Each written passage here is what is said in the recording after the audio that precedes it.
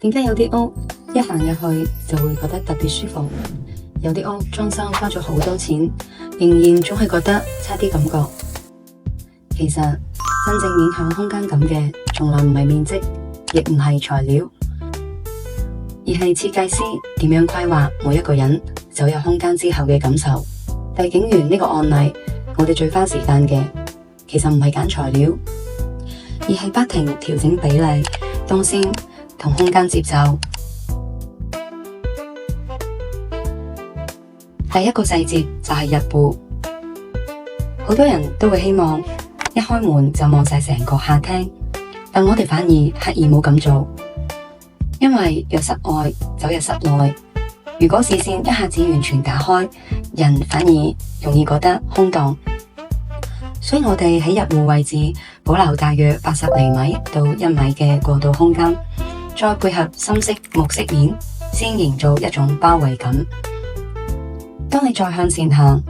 客飯廳同半山山景慢慢展開，空間自然就會有一種由隱約走向開揚嘅節奏。第二個細節就係原有結構，見到入門左手邊呢組鞋櫃，其實原本係一支結構柱，呢類結構本身冇辦法改動，所以我哋冇刻意避開，而係將佢融入鞋櫃設計，令原本受限制嘅位置變成真正有功能嘅收納空間。好嘅設計唔係同建築對抗，而係善用建築本身嘅條件。第三個細節就係餐台位置，好多設計都會將餐台放喺廚房門口，但帝景園呢個平面，如果沿用呢種做法，客飯廳中間會被切開，空間感亦會變得冇咁流暢。所以我哋將餐台移到景觀旁邊，咁樣唔單止令整個動線更加自然，亦釋放咗客廳嘅尺度，令整個公共空間更加開揚。最後就係最多人問我哋嘅異形圓弧天花，好多人第一眼只會留意到佢嘅造型，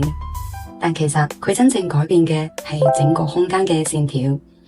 因為客廳原本有一個細小嘅 V 型接角，如果直接保留，視覺會比較銳利，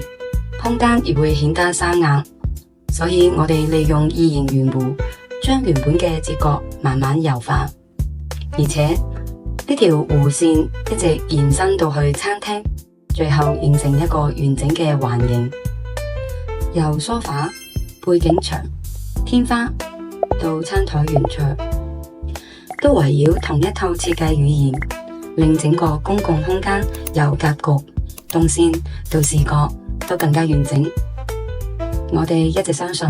真正襟睇嘅設計唔係加入更多元素，而係每一個決定都有佢存在嘅真正意義。